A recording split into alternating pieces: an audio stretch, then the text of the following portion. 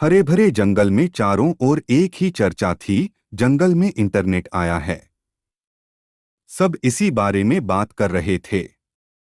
हालांकि आधे से ज्यादा जानवरों को यह पता नहीं था कि इंटरनेट कौन से नए जानवर का नाम है।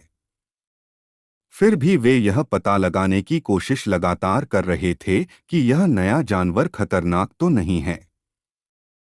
अनेक सवाल थे उनके मन में। कैसा दिखता होगा यह इंटरनेट?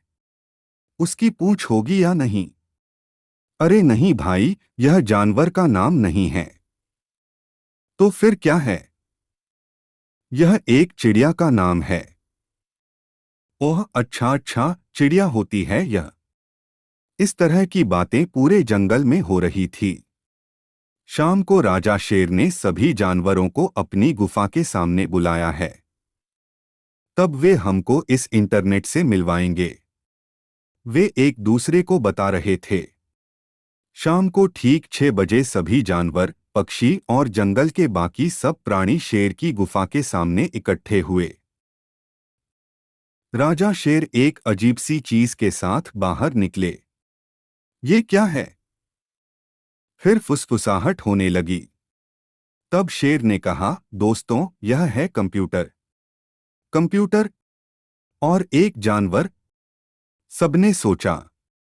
यह एक मशीन है और इंटरनेट का प्रयोग करने के लिए हमारे पास कंप्यूटर होना बहुत जरूरी है। शेर ने कहा।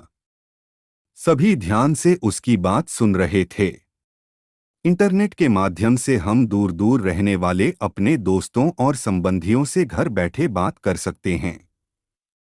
उन्हें हम पत्र भी भेज सकते हैं। पत्र भेजने के इस तरीका को ईमेल कहते हैं। यदि हम पत्र डाक विभाग के माध्यम से भेजते हैं तो उसे पहुंचने में 2-3 दिन लगते हैं, लेकिन ईमेल भेजने में बस कुछ सेकंड ही लगते हैं। और सबसे बढ़िया बात है कि इसमें खर्चा न के बराबर आता है। शेर समझा रहा था। और क्या फायदे हैं इंटरनेट के? जानवरों ने उत्सुकता से पूछा। बहुत से फायदे हैं। आप किसी भी समय दुनिया के दूसरे हिस्सों में होने वाली घटनाओं के बारे में जान सकते हो। हर तरह की जानकारी इसमें है, शेर ने बताया। वाह, ये तो कमाल की वस्तु है, सबने कहा। लेकिन कोई था जो इस सब से खुश नहीं था, और वह था कबूतर खबरी। इतने वर्षों से वही था जो सारे समाचार और पत्र दूर दूर के जंगलों तक पहुंचता था। पर उसे लग रहा था कि अब उसकी कोई जरूरत नहीं थी। वह बहुत उदास था। उसने शेर से इस बारे में बात की। शेर ने कहा, देखो खबरी, तुमने सबकी बहुत सेवा की है, लेकिन जंगल की तरक्की के लिए कंप्यूटर को जंगल में लाना बहुत जरूरी था। तुम किसी और काम के बारे में सोचो। कबूतर उदास मन से अपने घर लौट गया। जंगल में धीरे धीरे सभी ने कंप्यूटर सीखना शुरू कर दिया। कि महीने ऐसे ही बीत गए। सब जानवर आजकल ईमेल भेजने लगे थे, इसीलिए खबरी के लिए ज्यादा काम नहीं होता था।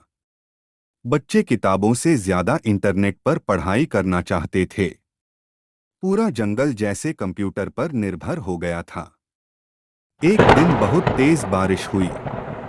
तेज हवा चली और बहुत सारे पेड़ टूट गए। उस गड़बड़ में जंगल के कंप्यूटरों का इंटरनेट से संबंध टूट गया। जंगल के जानवर न तो किसी को ईमेल भेज पा रहे थे और न ही उनके बच्चे ठीक से पढ़ाई कर पा रहे थे। जानवर अब तक इतने आलसी हो चुके थे कि पत्र लिखना उन्हें अच्छा ही नहीं लगता था। तभी एक दुर्घटना हुई। हिरन का बच्चा दौड़ रहा था। वह एक पेड़ से टकराया और उसके सर पर गहरी चोट लगी। जंगल के डॉक्टर साहब उल्लू जी किसी का इलाज करने दूसरे जंगल में गए हुए थे। समस्या थी कि उन्हें कैसे बुलाया जाए। इससे पहले तो उन्हें ईमेल भेजकर संदेश दे दिया जाता था, लेकिन अभी तो सारी व्यवस्था टूटी हुई थी। हिरन के माता पिता रोते हुए राजा शेर के पास पहुंचे। राजा भी असहाय था, करे तो क्या करे। तब खबरी ने कहा, मैं बुलाकर लाऊंगा डॉक्टर को। आखिर पहले भी तो मैं ही यह सब काम करता था।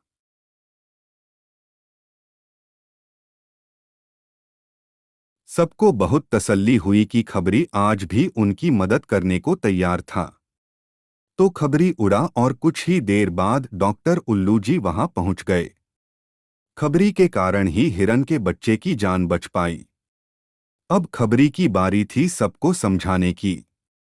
वह बोला, मैं मानता हूं कि जंगल का विकास जरूरी है, लेकिन हमें अपने पुराने तरीकों को भूलना नहीं चाहिए। हम सभी टीवी में समाचार सुनते हैं, लेकिन अखबार में समाचार पढ़ने का मजा ही कुछ और है।